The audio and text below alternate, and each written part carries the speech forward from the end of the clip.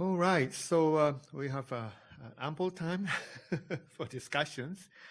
And of course, there are so many issues that all the speakers have touched upon. But first of all, it was encouraging to hear from Professor Nakamura of the NIPR that the scientific and logistical cooperation in the Antarctica, according to his view, has not been affected by the recent and current geopolitical challenges. And if there were some causes, there are other reasons for that. Professor Nakamura, you have overseen the expedition teams going to Antarctica, and we have just sent out the 64th annual expedition team, and they are working in Antarctica using some of the logistics provided by international cooperation. And one of them is the air transportation, what we call the drumline. And of course, drumline does have a certain Russian element in it. But according to Professor Nakamura, what do you think of the current Antarctic scientific activities, both the actual observations activities and the logistical activities in Antarctica, especially with those countries that have been mentioned in our panel as the cause of the geopolitical challenges? Thank you, Professor Nakamura, for a little bit of further views from you. Thank you. Yes, thank you for your question. And in the last 3 years, because of COVID-19, Japan and other national programs have been forced to be self-contained in their operation. And but despite such a restriction, some international cooperation and collaboration were in place. And about your question about the drumline network, this is the East Antarctica air network by the countries of Russia, Germany, Japan, Sweden, Finland, India, UK, South Africa, Belgium, Netherlands, Norway, and Belarus. And one of these two, some country worried about the continuation of such network, but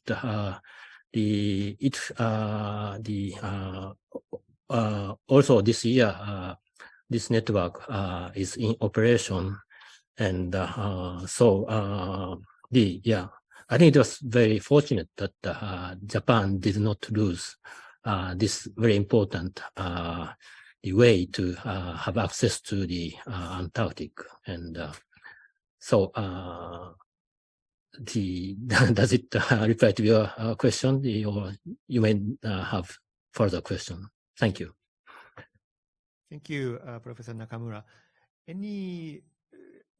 Maybe any comments or further, not maybe a question, but any comments on the science on the ground, so that we do have an expert who oversees what's happening on the ground. We are all governance experts, and we only see documents. We don't see the field.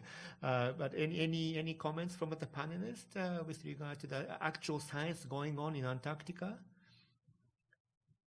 Well, do you have any views on it from your governance perspectives? All right. Can I ask actually a question? Yes, please. Thank you, Zia. I would love to ask that maybe as a scientist, what is his view on the issue that I raised in my presentation as the fake or spurious science? Sorry, could you repeat again? Your voice is a little bit low, and so I cannot hear very well. Can you hear me now? Yes, much better. I wonder what your viewpoint is of what has been talked about these days as fake science or spurious science. Do you think such a thing exists? Yeah. Yeah. Yeah, that I think that is the very important issue, and it's the also true for the SNS issue, I think, and but the discussion or the information provided today so far is on the playground of the ATCM and CEP. And but the actual playground of such science should be the scientific meetings and also the scientific journals. Scientific journals are run very strictly scientifically oriented, and there's also a lot of chance to reply and answer. So I think what is better today is recently the scientific publication needs the scientific data used to be open. So before publishing anything, we should provide the original data online and submit our manuscript, and it is then the peer reviewed. And so in that way, I don't think there's a big problem or big future worry about some fake science take over the real science, which majority of the scientists agree is turned over by such small number of party. Yeah, so that's my opinion. Thank you. Okay, thank you. And of course, we have Professor Morishita raising his hand, and I assume this is on this spurious or real science, and this, of course, is an issue under the camera. But Professor Morishita, yes, you have the floor. Thank you. Thank you, Shibata-sensei. And as you just expected, I like to make some point about science in camera. And as I briefly explained in my presentation, science is actually disrupted at the scientific committee discussion of camera. And some of claims or assertions or points made by especially Russian scientists are disputed and refuted by the rest of the scientific committee, but they do not change their position for a long time, and as a result, preventing some scientific activities to be conducted. Of course, in the community of science, the minority or even one exceptional point or position might not necessarily mean that it's wrong. And that could be actually pointing out something very unique.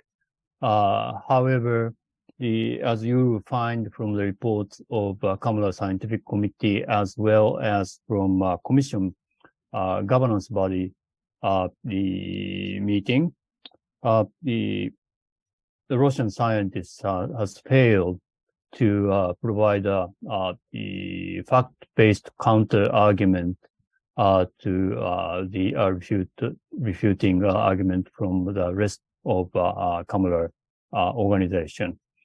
So you will find a lot of description in the both scientific and commission report saying that one scientist or even a named scientist says this, all other scientists or many other scientists do not agree and presented this, blah, blah, blah. And there are a lot of so-called attributed statement which was submitted by those scientists and exact record of what they said. It's, in a sense, very ugly report as a report of an international organization, but those attributed statements is on the trend of increase for the last few years in both scientific committee and the commission meeting. Does this mean are they or someone using a fake science or the doubtful science? That's another issue. And if we are just talking about discussion within the scientific committee, and however, I can only say that the science is affected by the current situation. Having said that, I also like to point out that this has begun even before the Ukraine situation. It's not new this year. That happened from a few years ago. That's why I raised the issue of what are the actual motivation, or is this only a counter response from the rest of the world about the criticism on the Ukraine situation? If it's the case, that should happen only this year. But the Russian argument happened from a few years back. So that's why I talked about what do they like to achieve, or is this part of a larger issue of a world order they see, or new direction they like to see? Thank you. All right. Thank you, Georgie, for bringing us the issue to the governance people here in Kobe. And of course, you mentioned about this world order, and Timo has a comment on it. So, Timo, thank you. Yeah, thanks. I don't exactly gonna comment on the world order, but I think that this spurious science, obviously, it also appeared in the Berlin ATCM, and I guess that the information paper that China delivered in conjunction with the designation of the emperor penguin, obviously it contained on polar bears and by implication emperor penguins fairly let's say non-refereed science. So certainly it has it raised some eyebrows in the deliberations.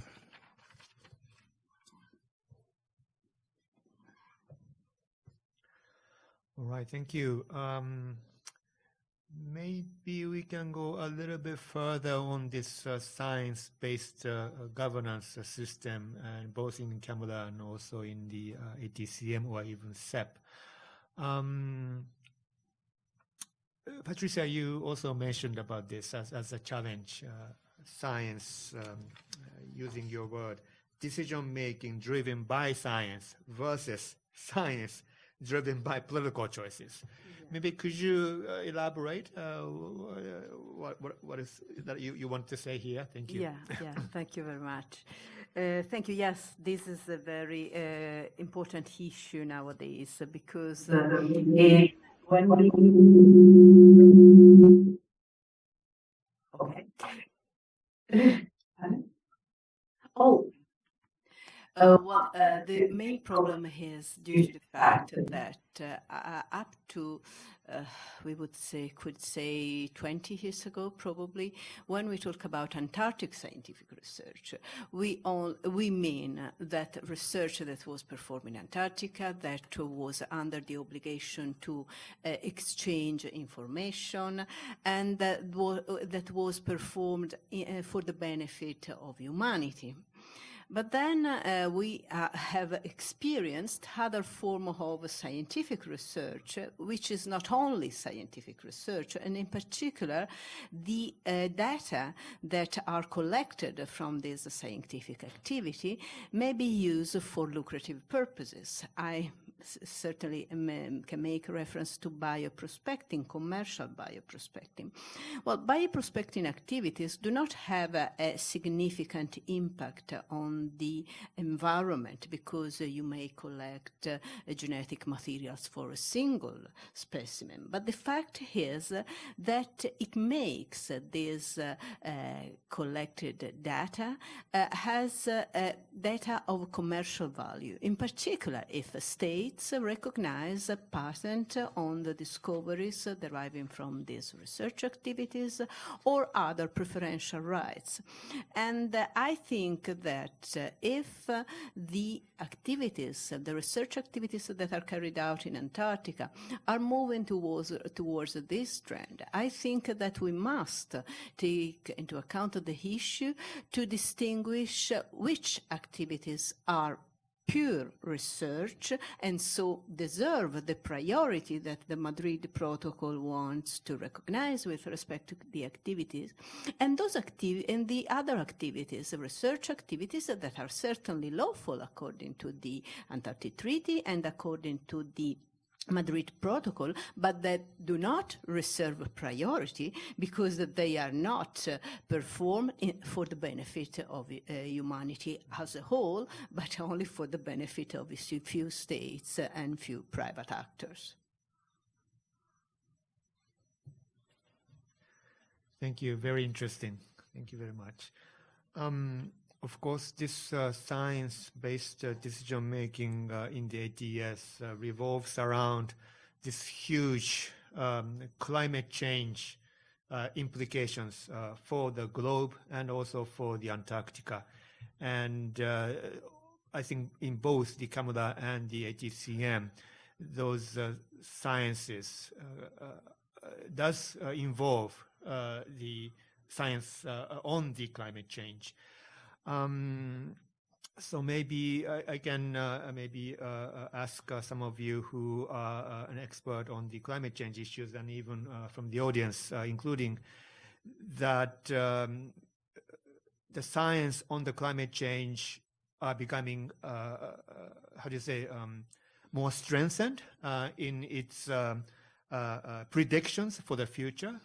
But it is still a prediction. And if you look at some of the papers coming from China, for example, with regard to the emperor penguins, they refer to the fact from the science that those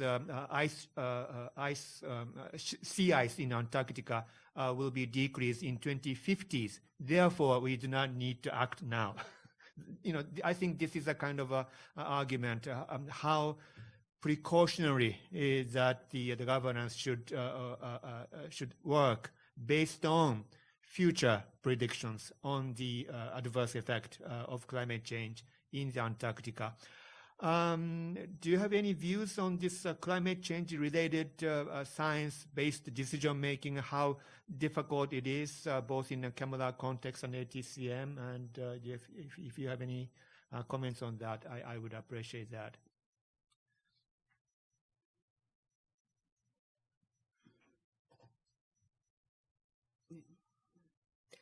I don't know. I think that the Antarctic Treaty System has faced several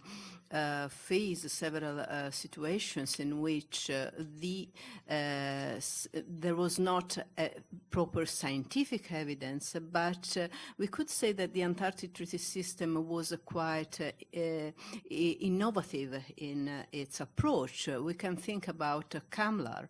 CAMLAR was adopted in 1980, when probably marine live resources were not yet at risk or seriously at risk. Nevertheless, the CAMLAR Convention adopted some new criterion, such as, for example, the ecosystem approach that then became so famous in 1992, 12 years later, in the Rio Convention. So I think that since, due to the very peculiarity and the fragility of the area, of the Antarctic Treaty area. Maybe a careful and a more cautious approach deserves to be adopted with respect to Antarctica, as it was in the past for other issues, for example.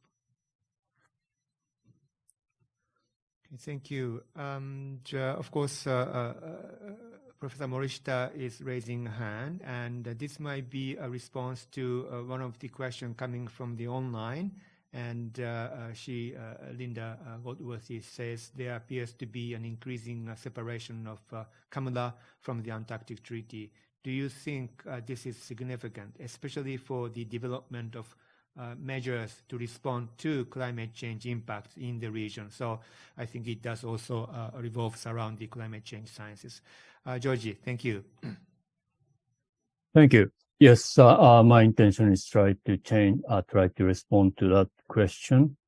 I don't know whether this should be called a separation from ATCM or not. Anyway, Kamala is in many sense the quite independent organization in its function and mission from ATCM, while it is definitely part of the Antarctic Treaty System, and a lot of cooperation between ATCM and Kamala is in place.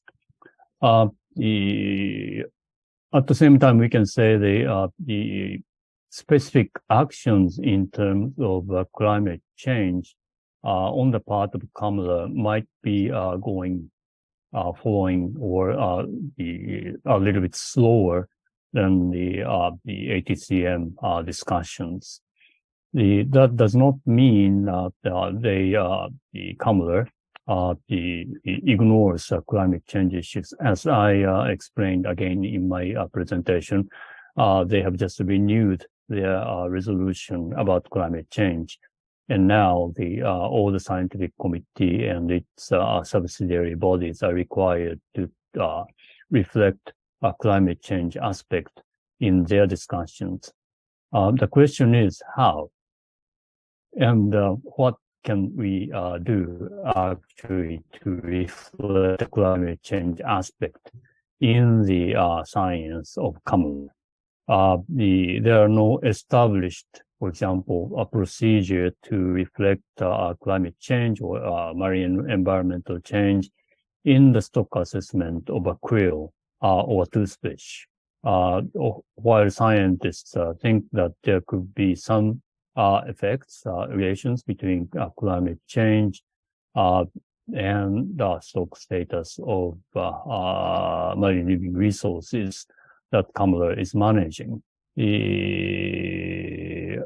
What they are doing is to include the aspect of as much uncertainty as possible in the stock assessment procedures, knowing that climate change will have some effects. So the answer to the question is, are there any increasing separation of Kamala from the Antarctic Treaty System in general? I don't feel that, both in terms of science and governance. There are good connections or good relations, and that will stay.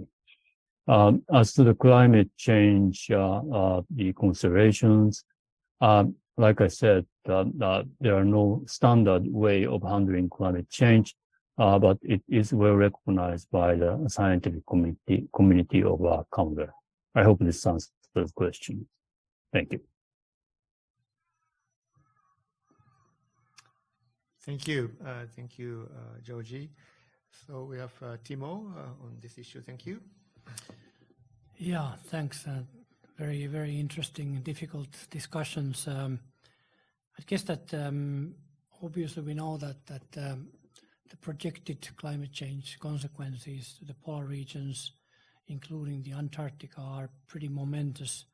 So there is probably a kind of digestion time as well for really comprehending what this means for the kind of governing the Antarctica. And I've been kind of thinking about the Berlin meeting and to some extent the approach from China to these kind of, let's say, 2050 projections, and thinking as well that also the SCAR update was very much based on the IPCC projections. So at least as far as I understand, China is not at all doubting these in the context of the IPCC, but they are putting a question mark in the context of the Antarctic. So that's perhaps something that I've kind of pondered within myself as to why is it so, and kind of thinking how the dialogue could be kind of bridged, for instance, in this climate change day in the Helsinki ATCM, how we could have a kind of constructive discussion on these issues. Thank you. And we have Don on this issue. Thank you.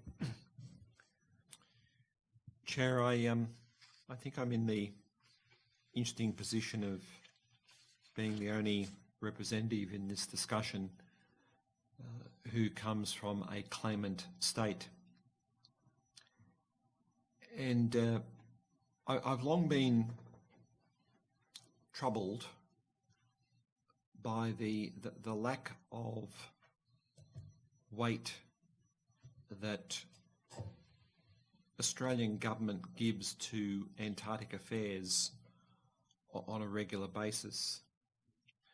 But I'm particularly troubled about that when I reflect on this issue of climate change.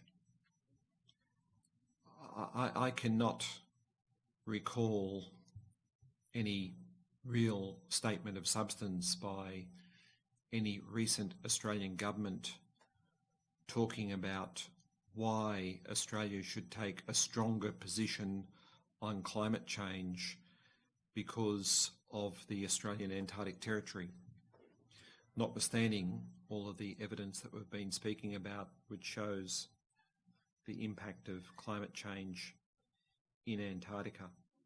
Now, I can't speak in relation to the other 6 claimant states, but I get a very distinctive sense that there is a real difference in positions between the Arctic states, who physically occupy the Arctic and have their citizens living in the Arctic, as opposed to the 7 Antarctic claimants who do not physically occupy their Antarctic territories in the traditional sense, albeit that they have their citizens down there occupying research bases and engaging in other activities.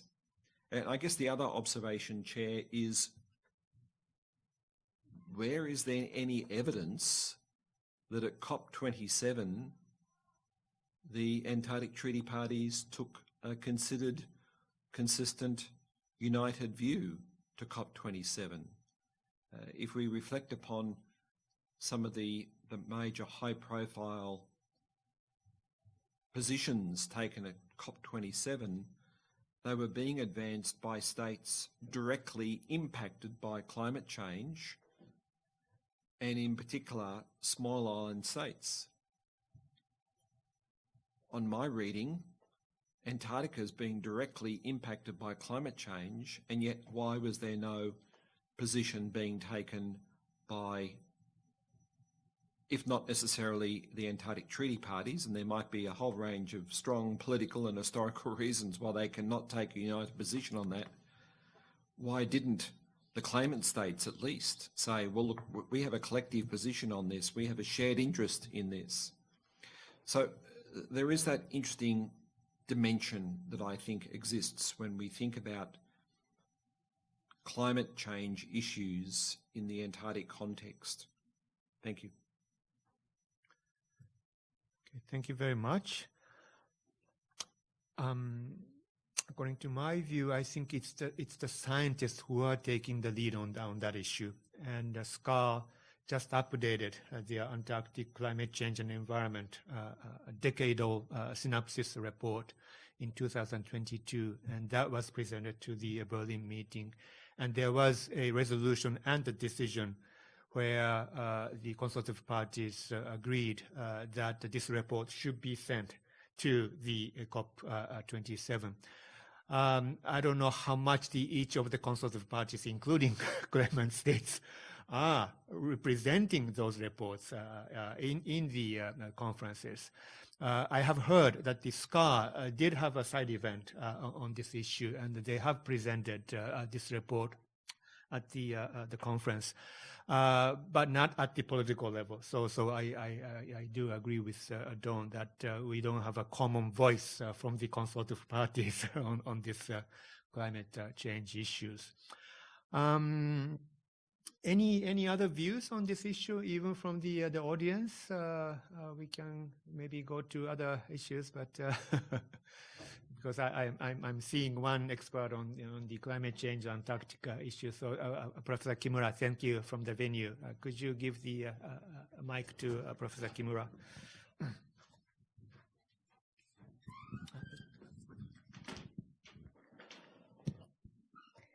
Thank you very much. I understand the concerns about the climate change issues under the Antarctic Treaty System. So far, I had the same kind of concern, considering the current situation of climate change issues. But recently, when I read as Professor Shibata explained, the SCAR's update of the Antarctic climate change and environment has some very positive implication for the future reflection of climate change issues into the future ATCM or ITC activities. So I was a little bit relieved to read that. The one is that even if the smaller input from in the side event at the COP 26 or 7, there was a side event on the Antarctic issue. Even if it is not a collaborative joint one, but it's a small step. But on the another is they sent a letters to the UNSCC, IPCC, and other related organization that is originally defined under the SCAR's role as original mandate. And I think the future ATCM will conduct a joint session to implement this recommendation in the future, so that they will probably take seriously this report's recommendation. And I found that the SCAR is trying to do their best to voice their findings, scientific findings of the Antarctic science to the next COP27 and 8 as well, so that toward the future ATC activities, they will keep making input from the Antarctic regime to the climate regime that was lacking so far. I was wondering why this drastic change has happened, and I found several mentioning of the one IPCC cryosphere report was the key component that drives the SCAR and the ATCM to take seriously the issue of climate change, and they gradually make a proactive step toward the UNSCC side, so that the science from the IPCC cryosphere report that was also reflected in the IPCC sixth semester report as well played a very crucial role for the progress of this change. So in that sense, I hope that the current climate change scientific knowledge, especially on the ice sheet, under the ice sheet, there's a melting of the ice and the interaction with the sea waters and in impact to the biological conditions. So that will be I hope that that kind of latest science will be reflected to the next 7th IPCC assessment report, so that science also move forward the ATCM activities as well. Thank you very much. Thank you. Thank you very much for that information and also your view, Professor Kimura. So, of course, as Professor Morishita has mentioned, the minority scientific view is not necessarily a wrong scientific view. However, there's an overwhelming majority of the scientists have come up with the report. And I think usually the policymakers would act based on such a majority science views. But the question is exactly that, when the conservative parties wants to act upon those scientific advices, they cannot, because of the consensus decision making, both in the Camera and also in the ATCM. And there is one question from the online, Linda Goldworthy again. How should a consensus-based organization like Antarctic Treaty and the Camera deal with frequent blocking behavior based on minority scientific view, let's say that, from one or two nations, when those nations don't engage in expected consensus forming process?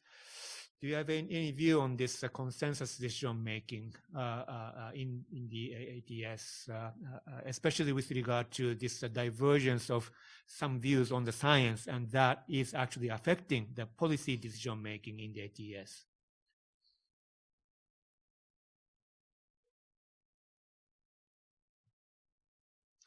Well, I don't know. This is just my personal impression. I have always trusted consensus procedure and consensus decision making, because it was the best way to have rules that were agreed by all states, and so we had a stronger possibility of having these rules applied in concrete terms.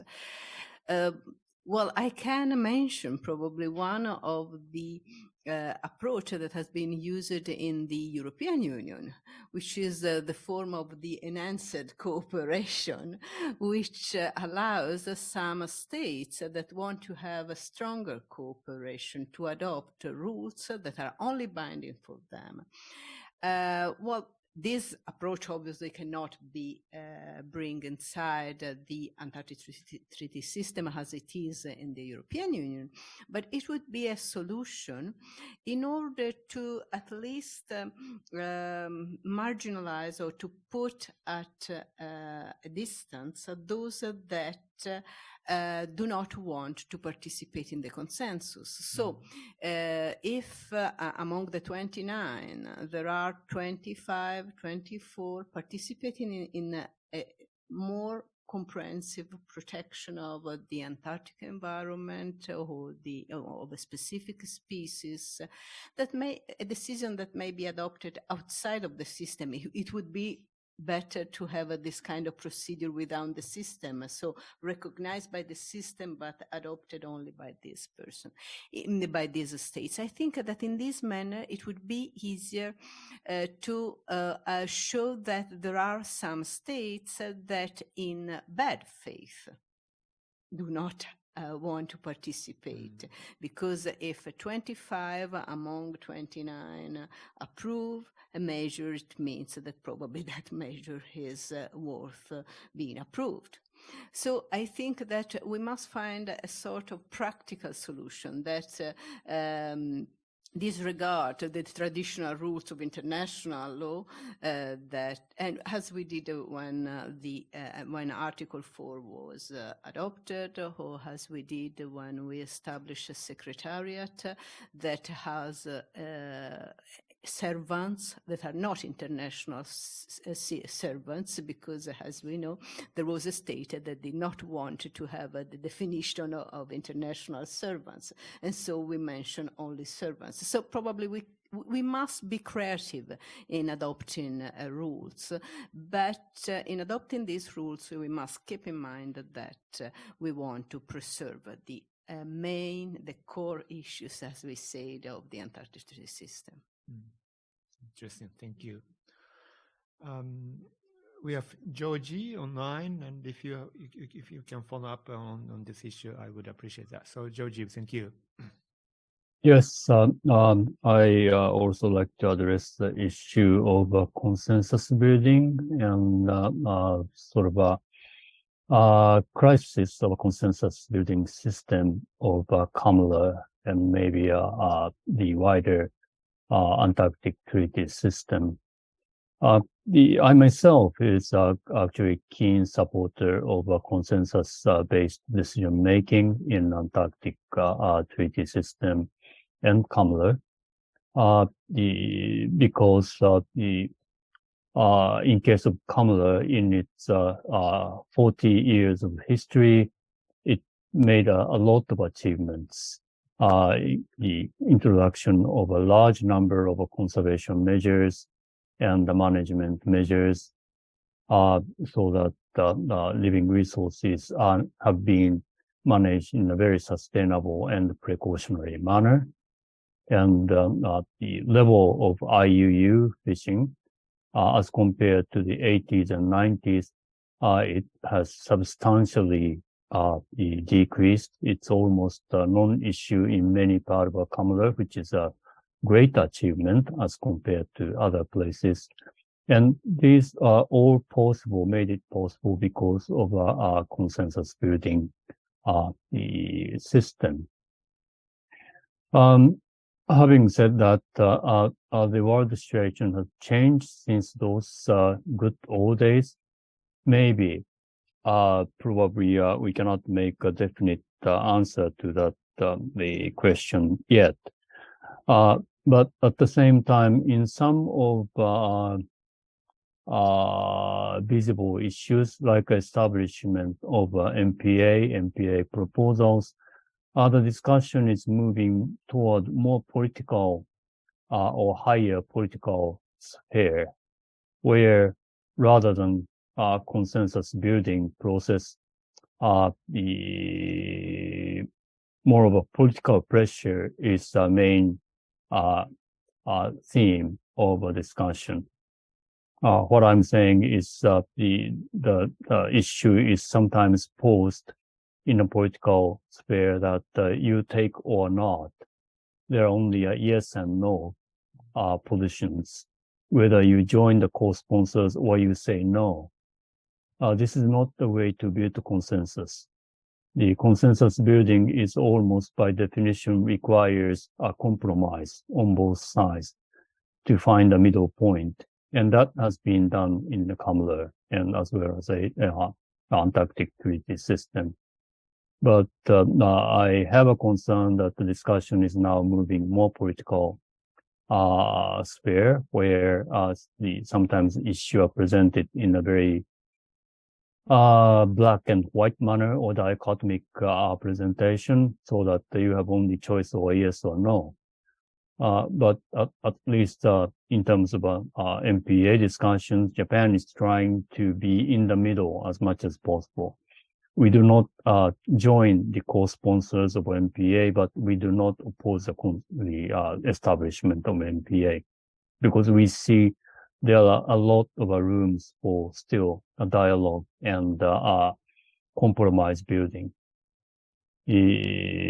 So I like to be hopeful that if we can find the right question and the right answer and the spirit of a compromise from both sides, if I can say that, I think there are still rooms for the consensus building system to survive or even make achievement. Thank you. Thank you, Georgie. So Timo has a view on this. Thank you. Yeah, thanks. It's a difficult question. I guess that if we are talking about difficult geopolitical times, of course, we are having significant hurdles in actually changing the system. So obviously I don't see any real alternatives to the one currently prevailing. But I'm just want to raise as a general issue that even if consensus is not always attained, it doesn't mean that all the other parties who are for that they could not take action. So I think that that's also important to state as a general issue. Yes, Don, thank you.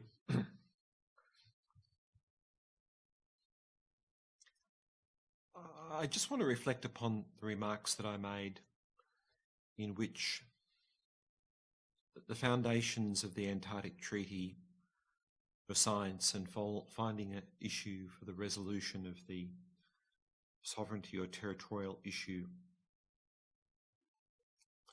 But I said in my remarks that as the treaty system has evolved,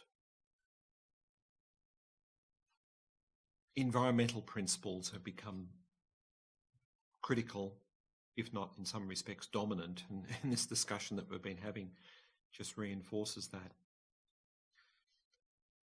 And I think it's important from a legal perspective for us to reflect upon some of the wording that you find in the Madrid Protocol, which talks about the need to develop a comprehensive regime for the protection of the Antarctic environment and the dependent and associated ecosystems, and that being in the interests of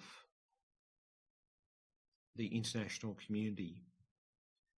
And the objective of the Madrid Protocol, which of course is an additional instrument to the treaty itself, is to develop a comprehensive regime for the protection of the Antarctic environment. And that, to my mind, raises issues about who are the stewards for Antarctica. What do we understand by a notion of Antarctic stewardship? Who is responsible for promoting these objectives? Well, a legal answer is the parties to the treaty. The parties to the treaty, when they adopt the Madrid Protocol, who are also by definition parties to the treaty itself, they're responsible for stewardship of Antarctica. They have this collective responsibility. And some of the debate and the discussion that we've just been having suggests that perhaps not all states are meeting that, and perhaps that collective view about stewardship of Antarctica and the collective responsibility of the states who are parties to the system is being lost. And so I pose the question, who is the Antarctic champion? Who is the champion for Antarctica? Who represents Antarctica's views on the world stage? If it is not the parties to the Antarctic Treaty, if it is not the consultative parties to the treaty, well, who is it? And yet, when the system was challenged politically in the United Nations in the 1980s, it was the consultative parties who were the champions. They stepped up, they responded, they defended the system from a political challenge in terms of the legitimacy of the system. But now we're facing an environmental challenge which has geopolitical implications. So how is that being responded to? Thank you, Chair. Thank you. Of course, if we can, we would like to discuss a little bit of what are the possible ways to overcome this quagmire. And there's one suggestion from the audience, online audience, Julia Jabu. Interesting that in the past there have been entrepreneur intellectuals within both the ATCM and CAMLA who have been able to remind us of the philosophy and spirit of the Antarctic Treaty System when meetings seems to forget why the ATS exists. And there are these kinds of people still around, and if so, can they help to steer the meetings back on track? I do also experience that, for example, when I was participating, and there are very influential diplomats and scientists who if they say something, they listen, all of them. But maybe that kind of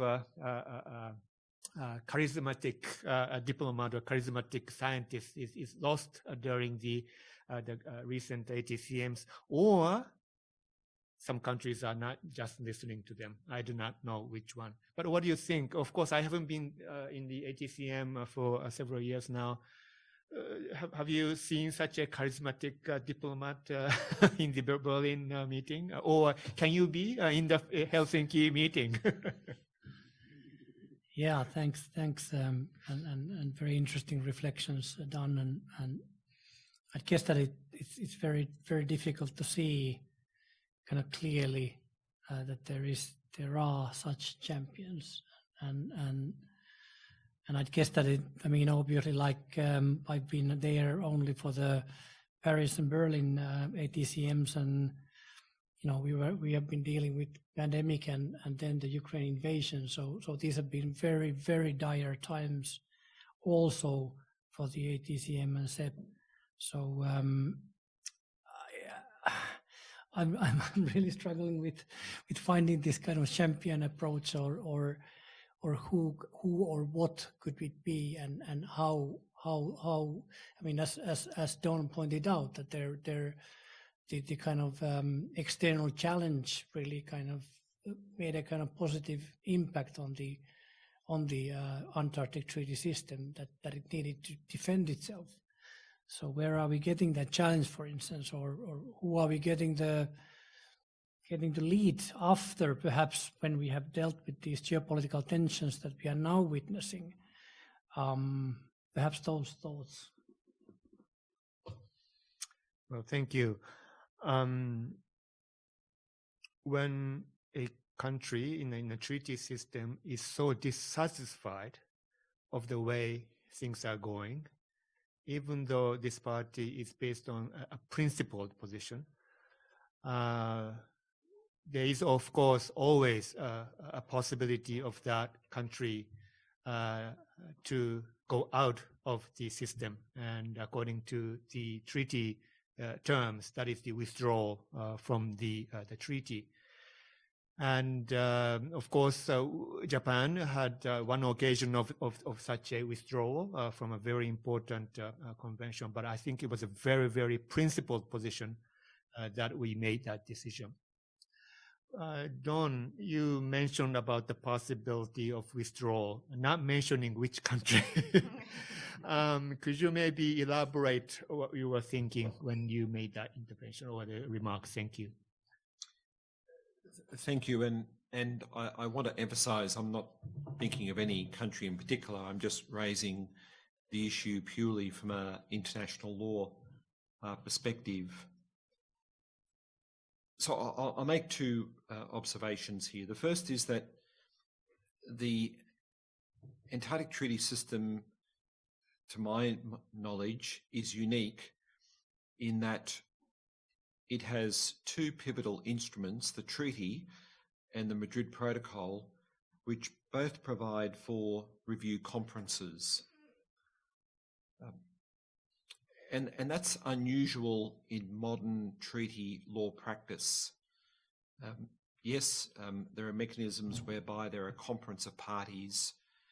There are review conferences for the NPT, for example, of which there's just been one held a few months ago.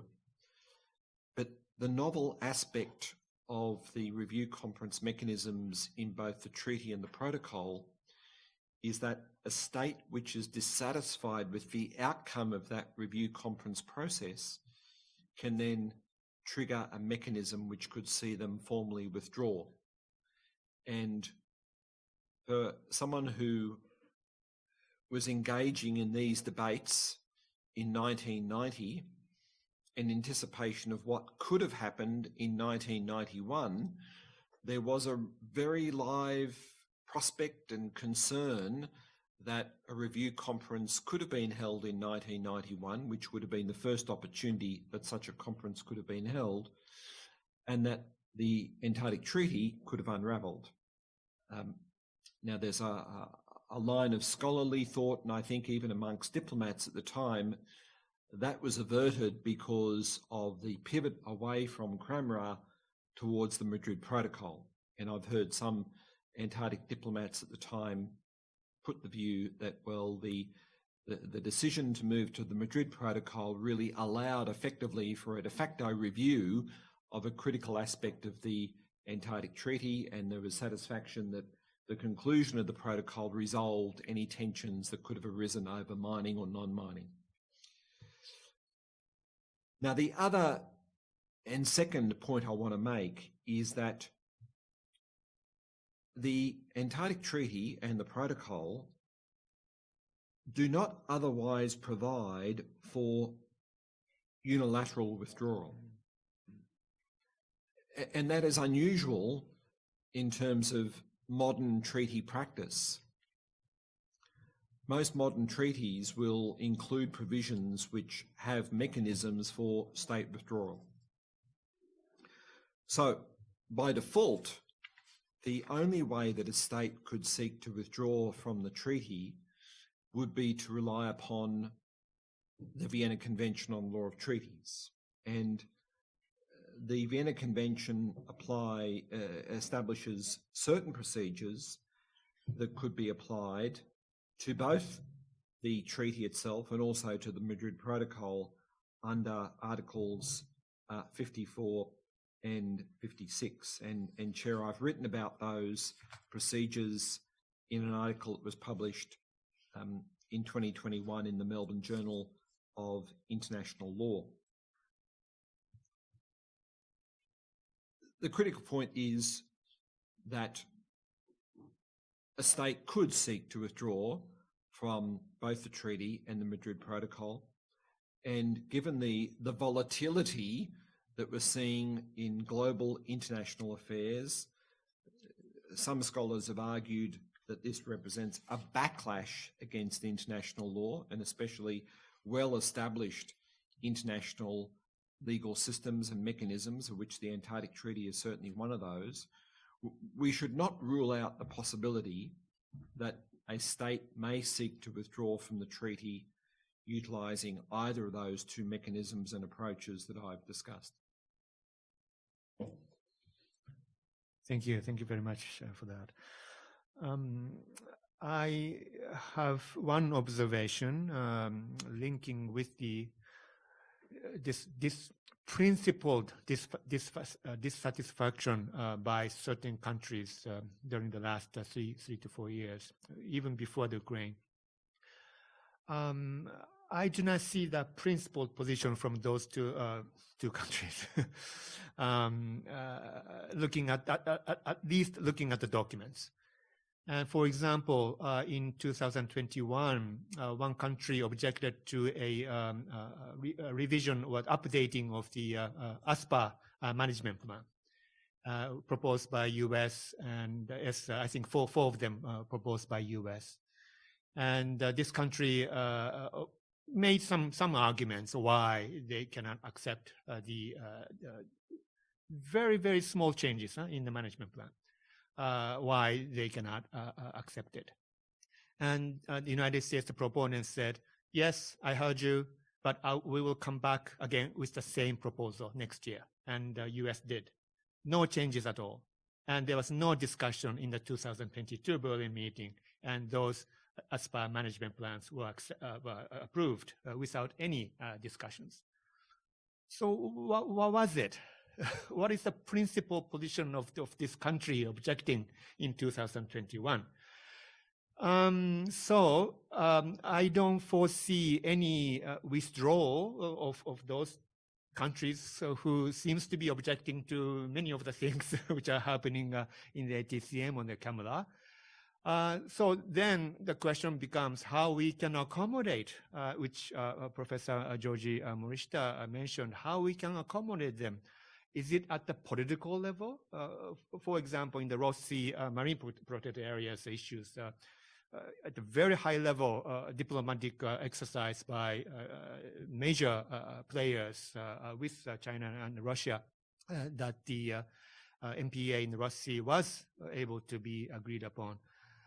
Is it the kind of ATCM and also the camera that we bring in foreign ministers and even presidents to convince those two countries politically so that we can go forward a little by little? What do you think? Maybe Georgie may have some view on this, but even from the others, should we raise the political file of the Antarctic Treaty System, bringing foreign ministers every time, and so that will be discussed? I have a different view on that. Actually, I thought the resilience of the Antarctic Treaty System, was based on very concrete, down to the earth, lawyers, scientists, bureaucrats discussing on the details, and we don't bring in too much of the political issues into it, and that's how we made the consensus building. That I thought was the resilience, the cause of the resilience of the Antarctic Treaty System. But that might have changed from the time that I was in the ATCM. Okay, so Georgie has raised a hand. Thank you, so Georgie. Yeah, I will be cautious to bring in a high-level political factor in the current situation. Of course, I accept sometimes eventually political will or political agreement is needed to move big things forward. But when the situation is not well prepared or adequately cooked, oftentimes politicians just agree that, well, we have a difference of opinion. Let this issue be discussed by experts. So there will be just the indefinitely circular situations. That issue is going up and down or going circle. So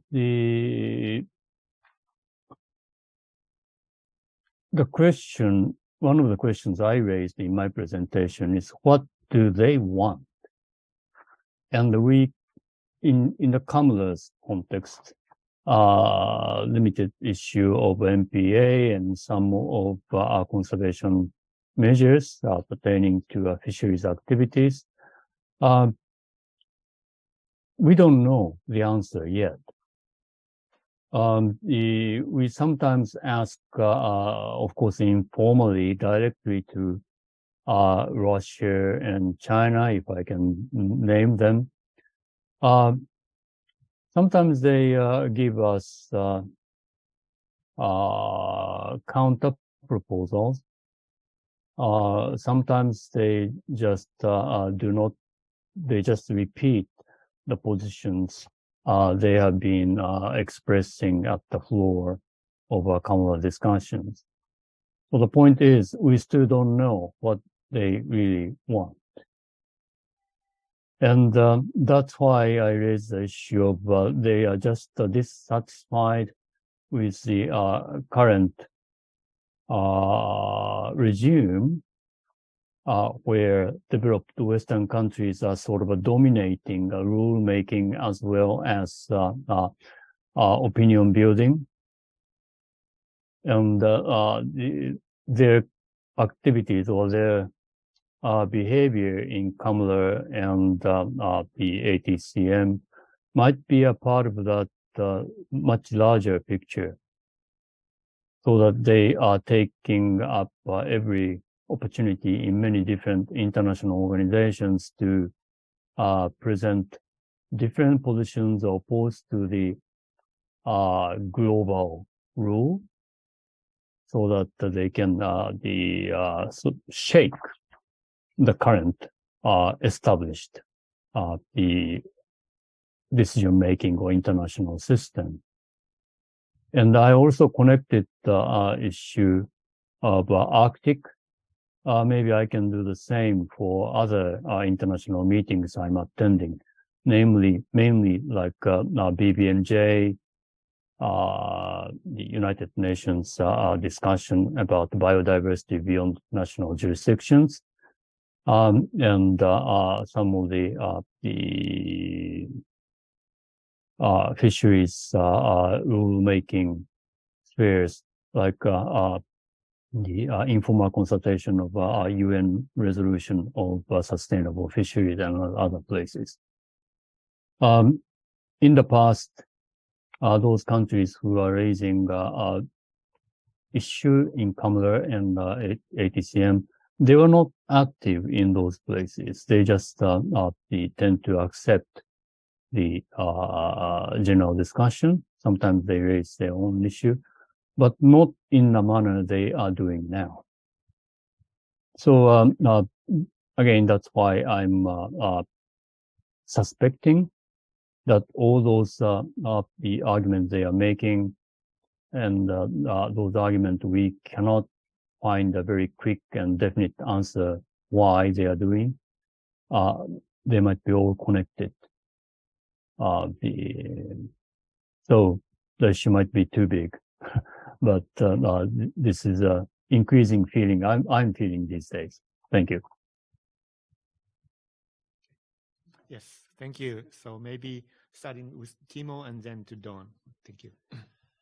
Yeah, I'm pretty much of the same opinion than previous speakers, and perhaps not the best possible analogy, but you know, from the other pole, from the Arctic Council during the Finnish chairmanship, it was very close that we would have been able to organize a heads of states summit. So it seemed that the time was really opposite to have a very ambitious climate change meeting, even in the midst of Trump and Putin regimes at the time. And of course, what we are witnessing now is that we have a Arctic Council that is really struggling to stay functioning. So I think that also, like if you look at the ATCM SEP work, you see a lot of kind of, you know, also from the management viewpoint, a lot of action taken by all of the SEP meetings in particular. And also, as I was saying, that many of the actions where there was no consensus, I think that the parties can continue pushing their actions also towards taking stronger climate response measures. So, yeah, I would say that this is the way to go forward at the moment. Done. Well, I echo those comments, and I'm wondering whether what we're facing here is a legacy issue in terms of how Antarctic Treaty consultative meetings have traditionally been conducted in the absence of ministers, other than perhaps a minister representing the host government for the particular ATCM. And is there in fact lessons that can be learned from the Arctic experience that Timo has just shared from us? And once again, reflecting upon the way in which major annual conference of parties occur and take place in the 2020s, where ministers regularly attend to represent their state parties. And often it's when ministers are in the room that decisions are made and matters move forward. All right, thank you. Let's go to Professor Nakamura. We've been discussing some of the governance issues and the complexities and the difficulties, especially in the recent ATCMs, where especially the SCAR reports have been submitted, and they provided some recommendations for us to act upon, and those were almost all rejected by a few countries. Do you feel a kind of a dissatisfaction from your scientists that the governance system is now ignoring the scientific work that you and your institution is providing for the meeting? Have you heard of that kind of things in Asia, in Japan? We have heard of that, many from European countries and Australian scientists, but we haven't heard that kind of opinions from Asian scientists. Do you have any views on this one? Thank you. Yeah, thank you very much. Yeah, I think I feel the sympathy that I'm also disappointed, but I think this is the way or life of the meeting, which the political representative get together. So I like to say that scientists, probably the more say the patient and the evaluation of the science or scientist is this is we do not expect the correct evaluation at the each instance, but the after some years ago, or maybe 10 years, or maybe a century, the final evaluation will be made. So I think the scientist should be patient and keep saying the what we believe correct, or what agree to be most close to the correct nature to the any party in any places. So that's my impression. Thank you very much. Thank you. Thank you for that patience. Right.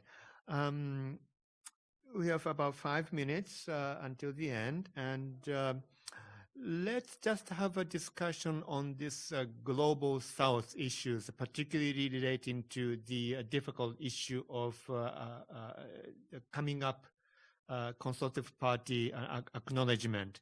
And of course, we have one Western country and one from, let's say, developing country with regard to the science, at least, coming up. But of course, juxtaposed with the geopolitical issues. But with leaving that geopolitical issues aside, what is your view, Zia, on the appropriate way of expanding or not of the governance system, especially the decision-making powers given to the newly emerging Antarctic scientific countries like Belarus? Turkey is probably the next one.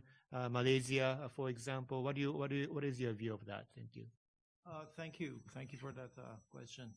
Could you maybe a little bit closer to the mic? Thank you. Yes. Oh yeah, sure. Thank you for that question.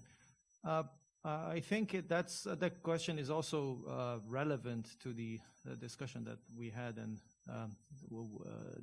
as to the previous question that was discussed in the panel. So I think, as I also mentioned in my presentation, I think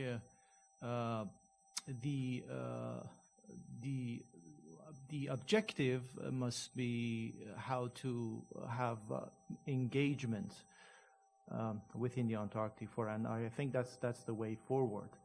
And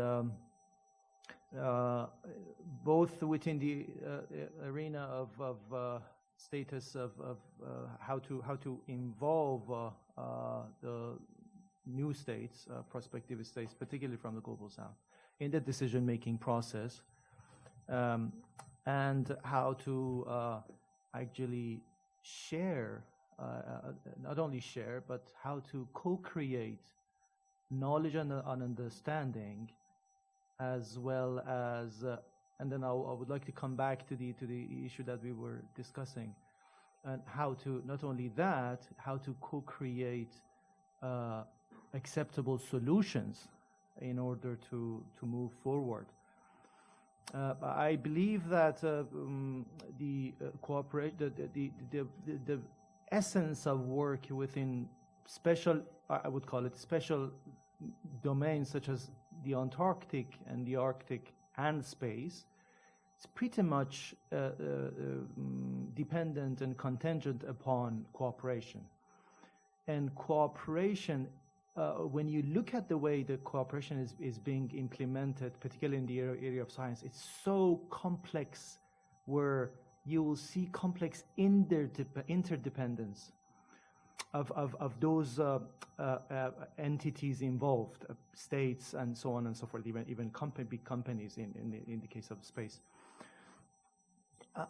I think that is an interesting phenomenon to look at closely, even in the area of the Antarctic as well. And I think what is missing now, perhaps, is that